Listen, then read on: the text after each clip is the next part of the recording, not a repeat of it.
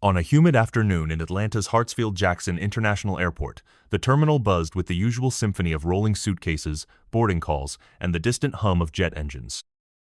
Among the crowd, a poised black woman in a tailored ivory pantsuit moved with quiet confidence. Her name was Dr. Camille Brooks, a renowned pediatric surgeon whose reputation stretched from coast to coast. At her side, her son, 10-year-old Ethan, clutched a well-worn backpack and gazed wide-eyed at the planes outside, his curly hair bouncing with every step. Camille had chosen to fly commercial that day, despite her ability to afford any luxury. She believed in staying grounded literally and figuratively and wanted Ethan to experience the world as it was, not as privilege could make it. Their destination, Seattle, where Camille was to deliver a keynote at a major medical conference. As they approached the gate for Cascade Air Flight 118, Camille noticed a flurry of activity. A white male gate agent, Mr. Carter, greeted passengers with a practiced smile, but his eyes lingered on Camille and Ethan a moment longer than necessary. She brushed it off, focusing instead on Ethan's excitement. Once on board, the cabin was a microcosm of society business travelers, families, students, and retirees. The lead flight attendant, a white woman named Linda Whitaker, moved through the aisles with a brisk efficiency. Her uniform was immaculate, her posture rigid, and her smile never quite reached her eyes.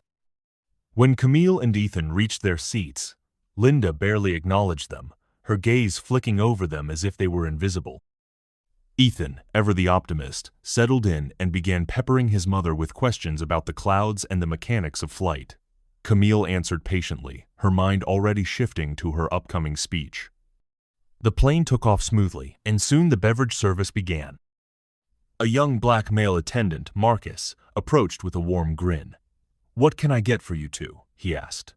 Ethan requested apple juice, and Camille asked for sparkling water. Marcus obliged, chatting briefly with Ethan about his favorite superheroes before moving on.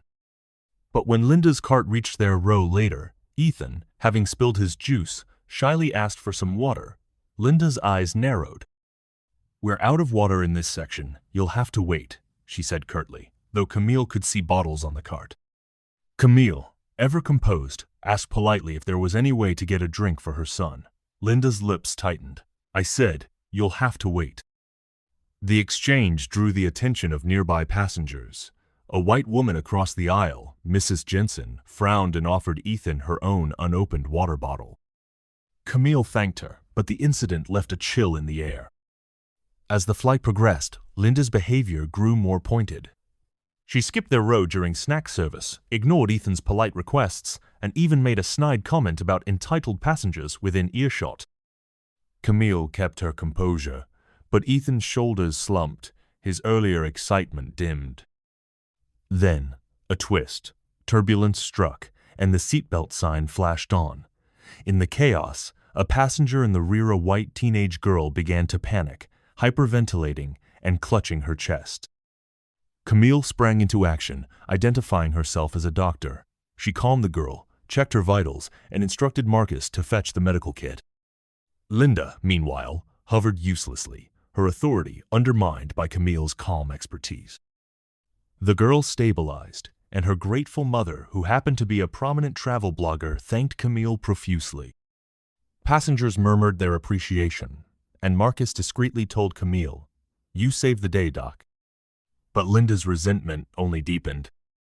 She pulled Marcus aside, whispering harshly about knowing your place and not letting passengers take over.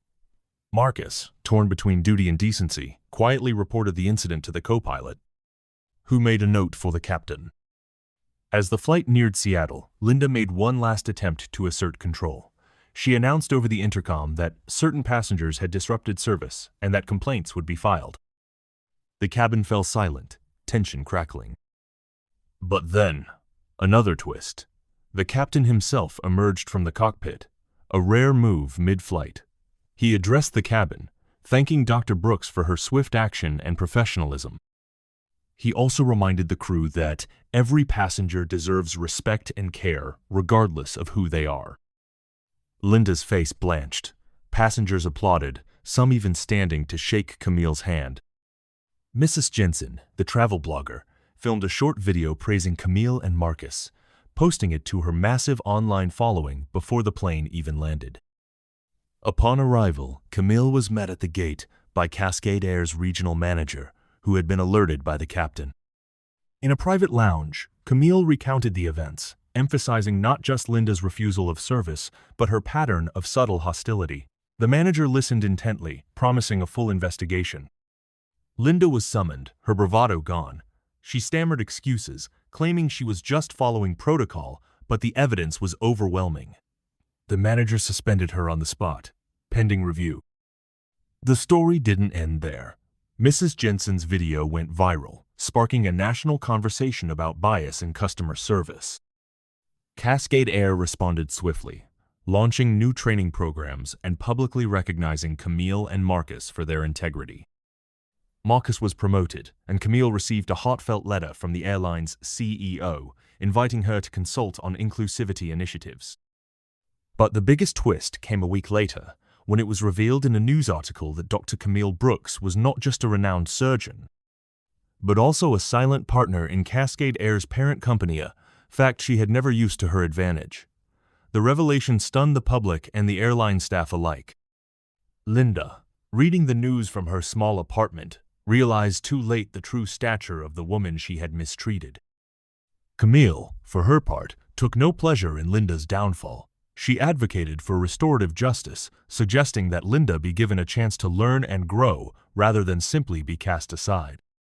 The airline agreed, enrolling Linda in a rigorous empathy and bias training program, with the possibility of reinstatement if she demonstrated genuine change. Ethan, meanwhile, learned a powerful lesson about dignity, resilience, and the importance of standing up for what's right, even when it's hard. On their next flight, he wore a pin that read, "Kindness is first class, a gift from Marcus." As Cascade Air's culture shifted, passengers noticed a new warmth among the crew. The story of Dr. Brooks and her son became a touchstone for the company, a reminder that you never know who you're serving, and that every act of kindness or cruelty can ripple far beyond a single flight. And so, in the skies above America, justice, empathy, and transformation soared higher than ever before. If this story moved you, remember, every journey is a chance to lift someone up, share, reflect, and let's keep flying toward a kinder world.